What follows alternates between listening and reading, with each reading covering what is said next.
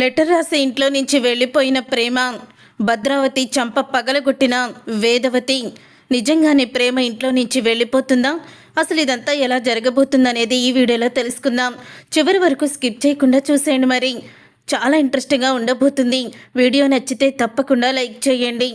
వేదవతి అయితే నర్మద దగ్గర ఇలా అంటూ ఉంటుంది, అసలు ఇదంతా కూడా ప్రేమ ధీరజ్ పెళ్లి చేసుకోవడం వల్లే వచ్చింది. ఆ రోజు ధీరజ్ని నేను ప్రేమ మెడలో తాళి కట్టకుండా ఉండు అని ఉంటే సరిపోయేది. వాళ్ళిద్దరికీ పెళ్లి చేయకుండా ఉంటే సరిపోయేది. కానీ వాళ్ళిద్దరికీ పెళ్లి చేసి తప్పు చేశానని ఈరోజు అనిపిస్తుంది నర్మద అని అంటుంది. అప్పుడే నర్మద, అత్తయ్య అలాంటిదేమీ ఉండదు, మీరు అన్నీ కూడా తలుచుకొని బాధపడకండి అని అంటూ ఉంటుంది. లేదు నర్మద, నా పుట్టింటి వాళ్ళు ఏమైపోతారా, ప్రేమ జీవితం ఏమైపోతుందో, తను చనిపోతుందేమో అని ప్రేమ ప్రాణాల్ని కాపాడడానికి, నా మేనగోడల్ని రక్షించుకోవడానికి ఆ రోజు నా కొడుకుని బ్రతిమలాడి ప్రేమ మెడలో తాళి కట్టించాను. తన జీవితం ఏమైపోతుందో అని భయపడ్డాను. కానీ ఇప్పుడు అదే పెళ్లి చేసినందుకు నా కొడుకు జీవితం నాశనం అయిపోతుంది. వాడు జైలు పాలయ్యాడు. ఇదంతా కూడా వాళ్ళ పెళ్లి వల్లే కదా. మీ మావయ్యతో నా జీవితం బాగుంటుందని ఆయన్ని ఇష్టపడి ప్రేమించి పెళ్లి చేసుకున్నాను. ఆ రోజు నుంచి ఈ రోజు వరకు ఆయనకి ఎక్కడ కూడా మనశ్శాంతి లేకుండా ఏదో ఒక సమస్యని మా వాళ్ళు తీసుకొస్తూనే ఉన్నారు. ఇప్పుడు నా కొడుకు పరిస్థితి కూడా అలాగే అవుతుందేమో అని నాకు భయమేస్తుంది నర్మద. ప్రేమని ఇంటి కోడలుగా చేసుకొని నా మేనకోడలే నా ఇంటికి కోడలుగా వచ్చిందని ఎంతో మురిసిపోయాను. కానీ ఆ మురిపం 3 నెలల ముచ్చట అయ్యేటట్టుంది. అసలు ఎందుకు ఈ పెళ్లి చేశానా? ప్రేమని ఆ రోజు ఇక దాని గొడవకి వదిలేసినా నా కొడుకు సంతోషంగా ఉండేవాడు కదా అని ఇప్పుడు అనిపిస్తుంది. చాలా పెద్ద తప్పు చేశాను అని వేదవతి అంటూ ఉంటుంది. ఆ మాటలన్నీ విని ప్రేమ చాలా బాధపడుతుంది. ఇక బాధపడి తర్వాత ఇక ధీరజ్కి క్యారేజీ తీసుకొని ఇక పోలీస్ స్టేషన్కి అయితే వెళ్తుంది. వెళ్ళిన తర్వాత ఇక కానిస్టేబుల్ అయితే ఇలాగ వెళ్ళడం కుదరదమ్మా అని అడుగుతూ ఉంటాడు. సార్ ప్లీజ్ సార్, ఎలాగో ఇన్స్పెక్టర్ లేరు కదా, దయచేసి నా భర్తకి భోజనం పెట్టనివ్వండి అని కానిస్టేబుల్ని రిక్వెస్ట్ చేస్తుంది ప్రేమ. అప్పుడే ఇక కానిస్టేబుల్ అయితే ఇక ప్రేమని సెల్ లోపలికి పంపిస్తాడు. అలా పంపించిన తర్వాత ప్రేమని చూసి ధీరజ్ అయితే ఒక పక్క ఆనందపడుతూనే తర్వాత దెబ్బలతో పైకి లెగవలేక లేచి, నువ్వెందుకు వచ్చావు, అసలు ఎందుకు ఇక్కడికి వచ్చావు, నువ్వు వెళ్ళిపో ప్రేమ, నన్ను ఈ పరిస్థితిలో చూస్తే నువ్వు తట్టుకోలేవు అని ధీరజ్ అంటూ ఉంటాడు. అవునరా, నిజమే, నిన్ను ఈ పరిస్థితుల్లో చూస్తే నేను తట్టుకోలేను. అక్కడ అత్తయ్య కూడా అలాగే పిచ్చి దానిలాగా ఏడుస్తూనే ఉంది. మావయ్య కూడా చాలా బాధపడుతున్నారు అని జరిగిందంతా కూడా చెప్తుంది. ఇదంతా కేవలం మా అన్నయ్యని నువ్వు అరెస్ట్ చేయించావని, నీ మీద పగ తీర్చుకోవాలని, అసలు ఇంటి అల్లుడు అన్న విషయాన్ని కూడా వాళ్ళు మర్చిపోయి దుర్మార్గంగా ఆలోచిస్తున్నారు అని అంటూ ఉంటుంది ప్రేమ. అప్పుడే ఇక ప్రేమ అన్న మాటలకి న్యాయమే గెలుస్తుంది ప్రేమ. ఎప్పటికైనా సరే నేను నిర్దోషిగానే బయటికి వస్తాను, నాకేమీ కాదు, నువ్వేమీ కంగారు పడుకో, కావాలని ఇదంతా వాళ్ళు చేయించారని అర్థమైపోయింది కదా అని ధీరజ్ అయితే చెప్తాడు. లేదురా, ఒకవేళ ఈ తప్పు నువ్వు చేయలేదని బయటికి వచ్చినా మళ్ళీ వాళ్ళు ఏదో ఒక సమస్య తీసుకుని వస్తారు అని ప్రేమ అంటుంది. ఇదంతా కూడా నా గురించే కదా, నన్ను క్షమించు అని అంటూ క్షమాపణ అడుగుతుంది ధీరజ్ని. అప్పుడే ధీరజ్ అయితే, నీకేనా పిచ్చి పట్టిందా, నీ వల్లే ఇదంతా ఏంటి, మనం పెళ్లి చేసుకోకముందు మన 2 కుటుంబాల మధ్య గొడవలే లేవా ఏంటి, నువ్వు అలాగే ఏమీ కూడా అనుకోవద్దు అని చెప్తూ ఉంటాడు ధీరజ్. నువ్వు నా జీవితంలోకి వచ్చిన అదృష్ట దేవతవి, నువ్వు లేకపోతే నేను లేను ప్రేమ అని ధీరజ్ తన మనసులో ప్రేమ మీద ఉన్న ప్రేమని బయట పెడతాడు. అప్పుడే ఇక ప్రేమ కూడా మొదట్లో పెళ్లి చేసుకున్నప్పుడు అసలు నిన్నెందుకు పెళ్లి చేసుకున్నానా అని అనిపించేది. కానీ తరువాత నువ్వే నా జీవితం, నువ్వే నా ప్రాణం, ఇక జీవితం అయితే నీతోనే, ప్రాణం పోయే వరకు అని నేను నిర్ణయించుకున్నాను. కానీ ఇప్పుడు ఇలా జరుగుతుందని అసలు అనుకోలేదురా. ఇదంతా నువ్వు నా మెడలో తాళి కట్టడం వల్లే మా వాళ్ళు పగ పెంచుకొని నిన్ను ఈ జైల్లో పెట్టించారు అంటూ ఇక బాధపడుతూ ఉంటుంది ప్రేమ. నువ్వు ఇక మీ వాళ్ళ గురించి మాట్లాడడం మానేసాయి, ఇప్పుడు భోజనం తీసుకొచ్చావు కదా, భోజనం పెట్టు ముందు అని ధీరజ్ అంటాడు. అప్పుడు ఇక ధీరజ్ అలా అన్న తర్వాత ప్రేమ ప్లేట్లోకి భోజనం వడ్డించి ఇక ధీరజ్కి తినిపిస్తుంది. అప్పుడే ధీరజ్ నువ్వు తిన్నావా అని అడుగుతూ ఉంటాడు ప్రేమని. నేను ఇంటి దగ్గర తినేసే వచ్చానురా, నువ్వు తిను అని అంటూ ఉంటుంది ప్రేమ. ఏంటి, నువ్వు తినేసి వచ్చావా? ఎవరికి చెప్తున్నావు? నువ్వు తినలేదని నాకు బాగా తెలుసు. నువ్వు తినవు, నేను తినే వరకు నువ్వు తినవు కదా. నువ్వు తినేసావంటే నేను నమ్ముతాను అనుకుంటున్నావా? అస్సలు కూడా నమ్మను అని ధీరజ్ అనడంతో అప్పుడే ఇక ప్రేమ మౌనంగా ఉండి కళ్ళంట నీళ్లు తెచ్చుకుంటూ ఎమోషనల్ అవుతూ ఉంటుంది. అప్పుడే ఇక ధీరజ్ అయితే ప్రేమకి భోజనం అయితే తినిపిస్తాడు. అలా ఒకరికొకరు భోజనం తినిపిస్తూ ఉండగా కానిస్టేబుల్ వాళ్ళని చూసి, మీ ఇద్దరి జంట చూస్తుంటే చూడముచ్చటగా ఉందమ్మా. ఎవరికి కళ్ళీరు పెక్కాయో, మీ జంటకి దిష్టి తగిలి నీ భర్త నీకు దూరంగా ఉన్నట్టున్నాడు అని కానిస్టేబుల్ అనుకుంటూ ఉంటాడు. నీ భర్త ఈ నేరం చెయ్యలేదని తెలిసినా కూడా ఏమీ మాట్లాడలేని పరిస్థితిలో ఉండిపోయాను అని కానిస్టేబుల్ అనుకుంటూ ఉంటాడు. తర్వాత ఇక ప్రేమ అయితే ధీరజ్కి భోజనం తినిపించి నేను వెళ్ళొస్తానురా అని అంటూ ఉంటుంది. అప్పుడే ప్రేమ అలా వెళ్తూ ఉండడం చూసిన ధీరజ్ కానిస్టేబుల్తో, బాబాయ్ తను ఒంటరిగా వెళ్తుంది, తన్ని ఇంటి దగ్గర డ్రాప్ చేయండి బాబాయ్ అని అడుగుతూ ఉంటాడు కానిస్టేబుల్ని. నువ్వేమి కంగారు పడకు బాబు, ఎలాగో నేను క్యాబ్ బుక్ చేశానులే, అమ్మాయికి వస్తుంది అని అతనైతే చెప్తాడు. అప్పుడే ఇక ప్రేమ వెనక్కి తిరిగి వెళ్తుంది ధీరజ్ దగ్గరికి. వెనక్కి తిరిగి వెళ్ళి అంటూ ఉంటుంది, ఐ లవ్ యూ రా, I love you so much, నన్ను క్షమించు అని అంటుంటుంది ప్రేమ. ఐ లవ్ యూ చెప్తున్నావు, క్షమాపణ అడుగుతున్నావు, ఏమైంది నీకు అని అడుగుతూ ఉంటాడు. ధీరజ్ అయితే ఏం లేదురా, నువ్వు నాతో పాటు ఇప్పుడు ఇంటికి రావు కదా, ఇంట్లో కూడా ఉండవు, నువ్వు లేకపోతే నాకు ఇంట్లో ఉన్నట్టు కూడా ఉండదు, ఐ మిస్ యూరా అని అంటూ ఉంటుంది ప్రేమ. ఏంటి, ఏదో పెద్ద శాశ్వతంగా విదేశాలకి వెళ్తున్నట్టు miss you, I love you, నన్ను క్షమించు, ఏంటి ఇలా మాట్లాడుతున్నావు నువ్వు అని అడుగుతూ ఉంటాడు. ధీరజ్ అయితే చెప్పాను కదరా, ఇంటికి వెళ్తే నాకు ఇంటికి వెళ్ళినట్టే ఉండదు, నువ్వు లేని ఆ ఇంట్లో నిమిషం కూడా నాకు ఉండబుద్ధి కాదు, అయినా నేను మళ్ళీ వస్తూ ఉంటాను కదా, ఇప్పుడు నాకేమీ బాధగా లేదు, నేను బాగానే ఉన్నాను అని చెప్తూ ఉంటుంది ప్రేమ. అప్పుడే ధీరజ్ చెయ్యి పెట్టుకొని ముద్దు పెట్టుకొని వెళ్ళొస్తాను, అదే వెళ్తున్నానే అని చెప్తుంది.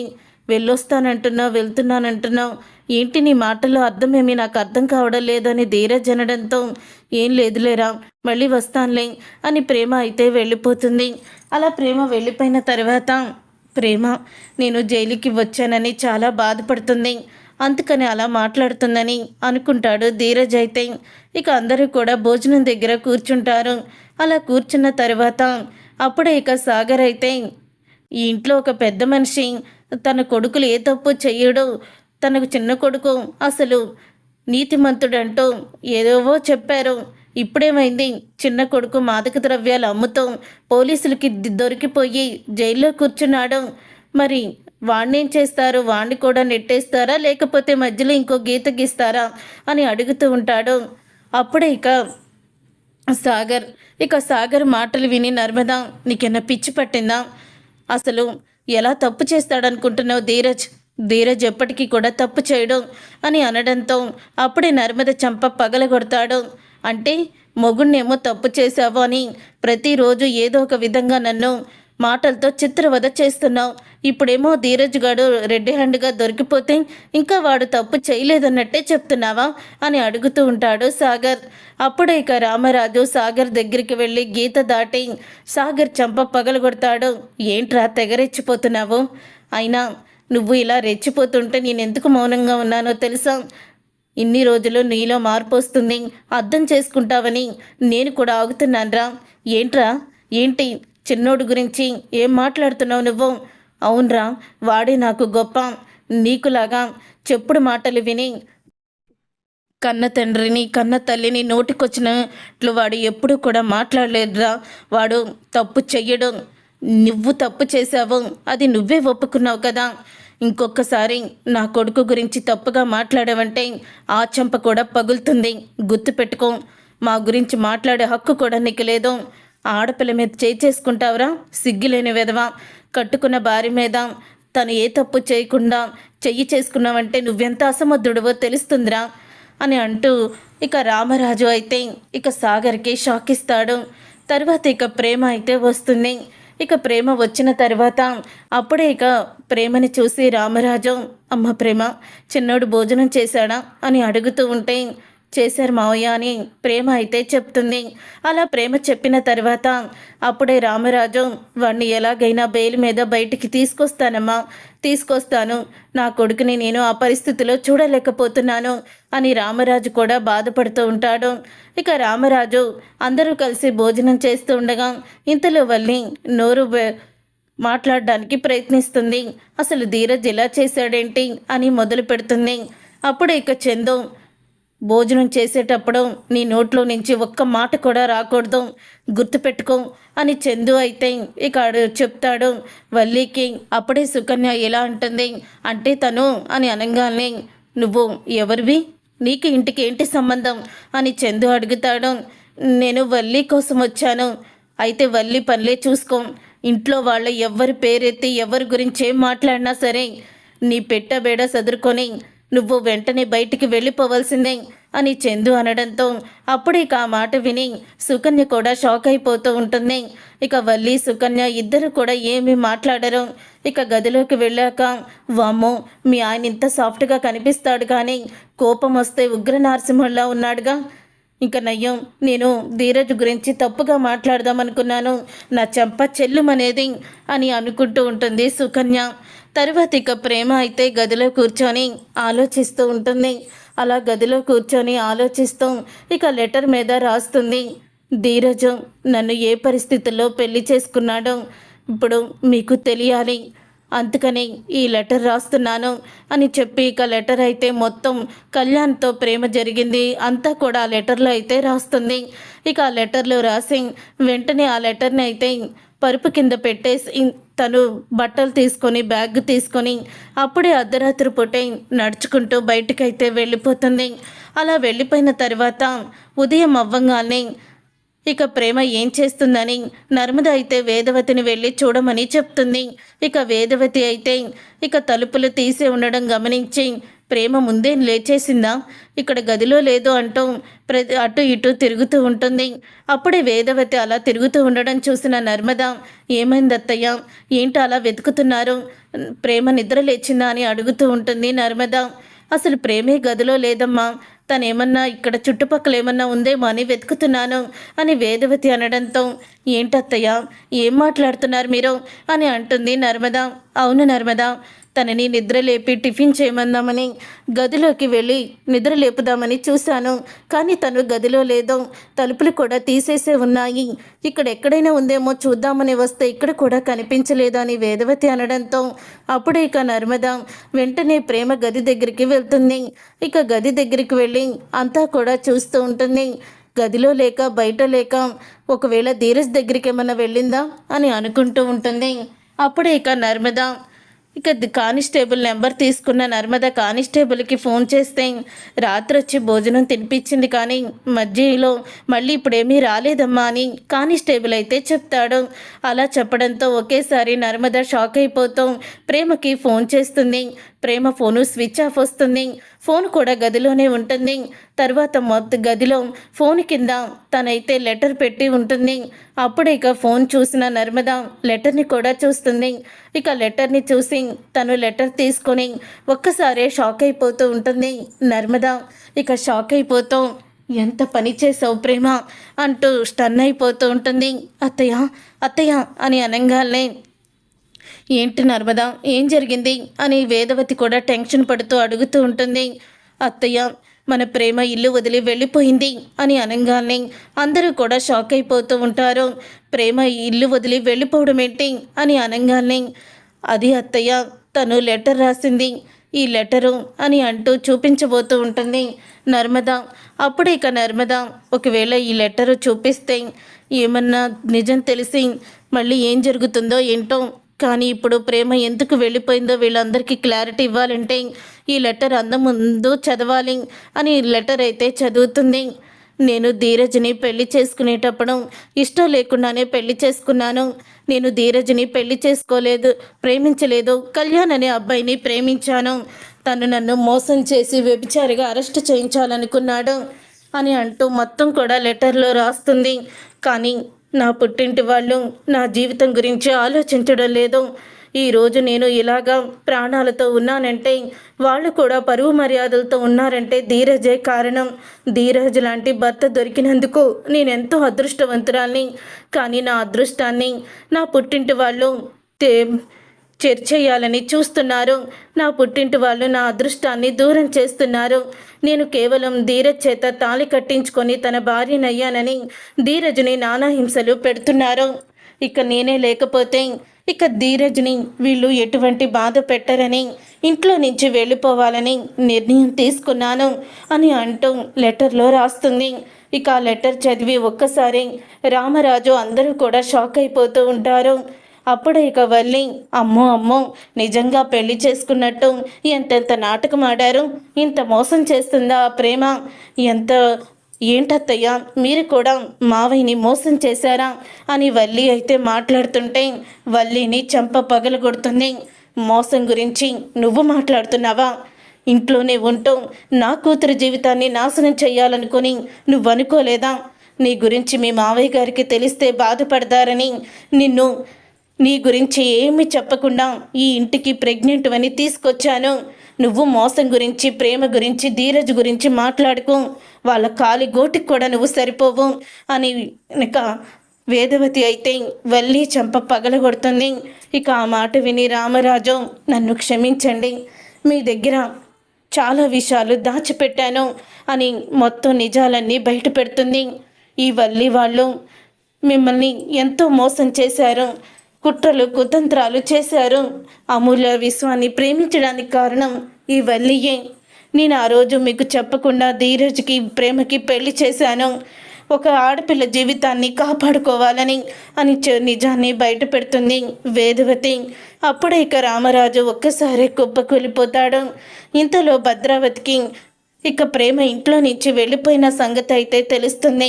ప్రేమ ఇంట్లో నుంచి వెళ్ళిపోయిన సంగతి తెలియడంతో ఇక భద్రావతి రే రామరాజు ఏం చేసావురా నా మేనకోడల్ని అని అంటూ ఉంటే అప్పుడే ఇక వేదవతి లెటర్ తీసుకుని వెళ్ళి ఇక భద్రావతి చంప పగలగొట్టి చూడవే చూడు, ఇన్ని సంవత్సరాల నుంచి పగతో రగిలిపోతున్నావు కదా, చూడు ఈరోజు నా మేనకోడలు, నా ఇంటి కోడలు ఇంట్లో నుంచి వెళ్ళిపోవడానికి కారణం నువ్వే.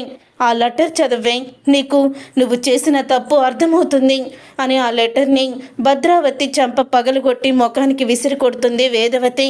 అప్పుడే ఇక ఆ లెటర్ని ఓపెన్ చేసి చదువుతుంది భద్రావతి. లెటర్ ఓపెన్ చేసి చదివి షాక్ అయిపోతూ ఉంటుంది.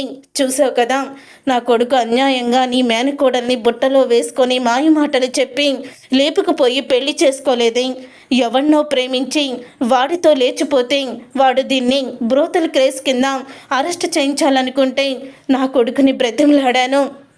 మా అన్నయ్య చచ్చిపోతాడు, మా అక్క ప్రాణాలు తీసుకుంటుంది, ఇక ప్రేమ బ్రతకదు, నా పుట్టింటి వాళ్ళు కోలుకోలేని దెబ్బతింటారు అని నేను నా కొడుకు చేత వాడికి ఇష్టం లేకపోయినా ప్రేమ మెడలో తాళి కట్టించుకున్నాను. కానీ తాళి బంధానికి విలువనిచ్చి పిల్లలిద్దరూ కూడా ఒకరినొకరు అర్థం చేసుకొని భార్యాభర్తలుగా ఒక్కటయ్యారు. మీ పగలు ప్రతీకారాలు మనుషులే పోతే ఎందుకే మీ పగలు ప్రతీకారాలు? జీవితాంతం నువ్వు అమృతం తాగిన దేవతలాగా ఉండిపోతావా? పరువు ప్రతిష్ట అంటున్నావే, ఆ రోజు ప్రేమ అరెస్ట్ అయితే ఆ పరువు ప్రతిష్ట ఎప్పుడో కూడా గంగలో కలిసిపోయేది అని అంటూ నిజాన్ని బయట పెడుతుంది ఇక వేదవతి. ఇక ఆ నిజం తెలుసుకొని ఒక్కసారి భద్రావతి కుప్పకూలిపోతుంది. ఛీ, మీలాంటి వాళ్ళు ఉన్న ఇంట్లో పుట్టడమే మేము చేసుకున్న దురదృష్టం. మీ ఇంట్లో ఆడపిల్లలుగా మాత్రం పుట్టకూడదు.